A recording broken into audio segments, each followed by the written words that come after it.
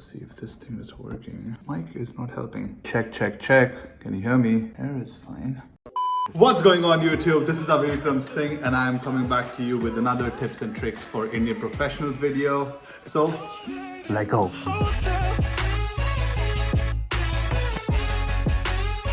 In this video, I'm going to be talking about how I got my first job in Australia. Essentially, the process that I undertook over a span of 6 to 8 months to get that first gig, everything that I did, all the steps that I followed. So if that's something that you guys are interested in, keep watching. Keep watching. Keep watching. So before we even get started, I want you all to go hit that subscribe button. I know many of you are watching these videos, but it would really help me out if you go hit that subscribe button so that we can make more and more great content for you guys to follow up on. A lot of tips and tricks video, especially for those people who are trying to settle up and settle down in Australia and have their Indian professional life in this country. So let's go back to the start. I landed in Australia in February 2017. Now, I came down here to uni to study my master's in information systems. Now, it was a IT plus analytics course, all mushed into one. The time that I started off, I essentially wanted to find my first job. Now, to find my first job, I had to go back to the basics, which was finding an internship first. That was the first thing that I did, and that was the only aim that I had. The cool thing was that I'd already had 3 years of experience before I even flew down to Melbourne. So what that did was it gave me that edge that other people don't usually have when they come down for their masters here, and especially that's something that Indians don't really understand that well, is if you already have work experience in your bag, a lot of it gets sorted out because you know what that process entails and the kind of rigorous work that needs to go in to start all over and get that first job. After I wrapped up my first year of university, which is a part of the 2-year course, we had summer break, which was 3 months of free time that usually people tend to go back home. However, I wanted to get honed into my first local internship that I could find. I had the opportunities to actually jump into a trainee program that our university hosts for us and has a rigorous selection process where there were about 20 projects that had come through from 20 different companies in different industries, and they were selecting various IT students, analytics students, engineers to be part of those projects. So luckily enough, I got the opportunity to get picked up, and I was on the first flight out all the way to Perth, which is about 2.5 hours west of Melbourne, and started working for an energy company there for a span of 3 months. And yes, I was getting paid for it. It was a 3 months intensive course where I actually had a project to do in the department that I was assigned to, which was a projects function department in an oil and gas company. 3 other people from my university had gotten selected, and we were part of this whole group that was working in that department. Now, I had some local experience in my hand, which was my internship, and 3 years of Indian experience that I had gathered over my past. But we're entering into the last leg of my university time, which is the last year of my studies in my master's course. Things are getting tough, things are getting rigorous. While everyone else was concentrating on assignments and grades and everything, I did essentially not take up any part-time job and made sure that in the last 1 year, I was concentrating on only 2 things. Well, technically 3 things. One was making sure that I was working hard on my grades and my assignments. Another was trying to keep myself fit, which I might have failed at. But the third one was the job search process. It took me exactly 8 months from start to finish. So there were 4 main websites that I was concentrating on while finding that first gig. They were essentially LinkedIn, Seek.com, Indeed.com, and fourth one was my university's job portal website, which had all the opportunities that were coming forth and graduates could apply for. Also, not to mention the 5th component, which is actually a very interesting thing that happens in Melbourne, not only in Melbourne, but in Australia as a whole. The 100 top FMCG tech IT companies that are hiring graduates come out with this 100 top Oz magazine, and it has all the graduate programs that students can apply for even after your undergrad or your post-graduation. So the first thing that I did was apply for all the 100 companies which were opening up graduate roles, and especially for the departments that they were hiring, more so the engineers and the IT guys for. Now, I kept a very systematic process of what it means to actually send out applications, right? I kept an Excel sheet which had the names of the companies, the names and the contact details of the HR person or personnel or team for the specific company that I was applying for, the industry, and how many communication and touch points I actually kept for them. It's super interesting. I was doing this in classrooms as well during my last year of uni. Not the best habit, but I had to do it because that was the only way of getting a new gig. So here's what the stats were. In the span of 8 months, in my last year of uni, I applied to 365 job applications. And funnily enough, that's actually on the lower end of the bell curve when I spoke to all the other students that were applying and going through the same process. So I applied to 365 applications. I only got invitations for 5 interviews from 5 different companies. And by the end of it, I only got 2 job offers. So if you do the math, it's only a success rate of 0.5%. That's right, 0.5. That's it, 0.5. Yes, it was tedious, it was difficult, but even with 3 years of experience, even with a master's degree, a really, really strong local internship with one of the biggest oil and gas companies in Australia, I still wasn't cutting it for a large volume of the applications that I put in. I know for a fact that it was for the fact that I hadn't got my permanent residency by that time. Now, the Australian companies, when they're looking to hire fresh graduates, one of the biggest things that they need to make sure is that you're a permanent resident in the country. You're not essentially going to leave after you graduate, right?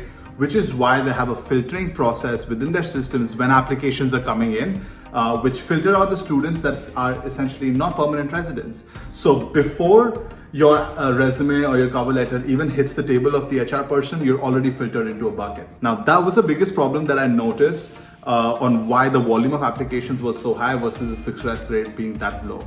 I would understand if I wasn't being called for, I wasn't selected after interviews, but not even being called for them for such a high volume was a little demotivating. However, I'd done this before.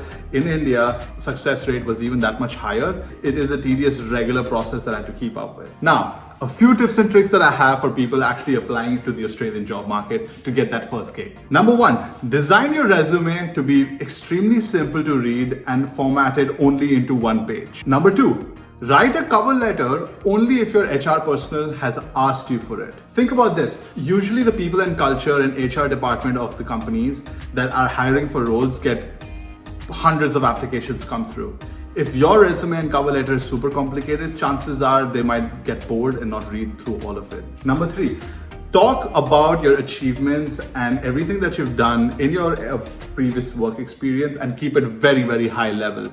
Talk numbers, talk stats, and talk about the achievements that you've done during the stints that you've done before. If you don't have prior work experience, do not worry. Talk about the projects that you actually do in university and showcase your soft skills and leadership skills and essentially how you took a problem statement, found solutions for it, and then presented it to different teams. What they're looking for in all these companies that are hiring are people who can lead, are good team players, and have the enthusiasm and energy and motivation to actually go through that whole job with the team and be part of the daily team. Number 4, apply, apply, apply. There is not an enough volume of applications that you're not sending out. At the end of the day, getting a gig is your responsibility, not your parents, not your friends, and definitely not the university that is training you.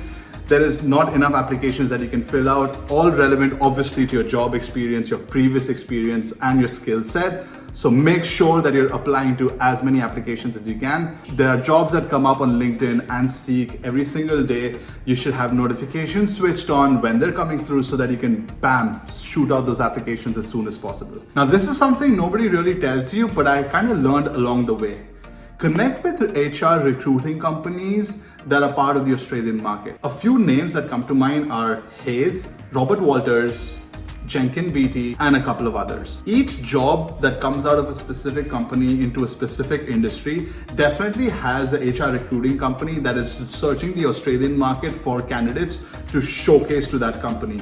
So start connecting with all these recruiters from companies like I just mentioned before. Get in touch with them, float your resumes and CVs amongst all of them, have your personal interviews set with them so that you jump on a call, on a Zoom call or a face-to-face as well, so that they know that you're a viable candidate in the market, definitely and actively searching for a new gig. Number 7, One of the biggest things that I look at when students from overseas, especially India, come in for a specific technical course like an IT degree or an engineering degree or a data analytics degree in Australia is that they might not have previous experience in those courses. They might not have done their undergrad degree in that course as well. That's purely because, of course, we're trying to figure out and function according to the SOL list that works with the PR visa. But what really needs to be concentrated on, even if you're doing a very specific technical skill, make sure that you're working on side projects that are not specific to your uni projects to ensure that you have the best leg in the game and that you're ahead of the rest of the curve. Now, what I mean by keeping yourself ahead of the curve is actually working on projects from 4 to 5 online websites that I used to work on. Few of them that I can name are GitHub, Udemy for online courses which are extremely cheap but very, very skillful in a very short period of time. They teach you a bunch of new skills. DataCamp to work on projects, and Kaggle.com, which is the biggest online society to work on data science and analytics projects. On all these 4 websites, definitely ensure that you're enrolled in courses and you're taking up new projects that are definitely going to help you speak more when time comes for you to be in interviews. Now, these are things that other students are not doing, and this will definitely give you a leg up when it comes to Judgment Day. One of the things that people usually ask me is, how is it that you prep for interviews? Sitting on both sides of the table, I was lucky enough to take a few interviews as well as give a few. One thing that I've learned when I've taken a few interviews is essentially realizing the fact that if I'm speaking to somebody, can I have this person working on my team 24/7? Is this somebody that I trust? Is he going to bring enthusiasm and motivation to the workplace every single day, day in and day out? Is he a quick learner? Is he a smart worker? These are the 5 to 7 high-level points that I have in my mind and pretty much cater all my questions according to that. Unfortunately, this doesn't work really well to the Indian job market, where purely everything is decided upon your grades and your technical skills, and that is just the hard truth of life. Now, when you're coming into the Oz market, people are checking your soft skills way more than your technical skills. Reason being, if you do not fit into the culture and do not fit into the team, chances are you're going to be dropped. When it comes to day-to-day work and technical skills, all of that is teachable. Enthusiasm, motivation, smart worker, and a willingness to learn, that's not teachable. That's something that you either have or you're conscious about, and you're definitely bringing into the table yourself. Now, I hope that helped you guys understand what it takes to actually make it in the Oz job market. If you like that video, give it a thumbs up. Comment down below also about the things that you liked, as well as the things that you personally had done to get your first gig in Australia. Subscribe to the channel, show me some love, and I'll see you guys in the next video. Until then, see ya.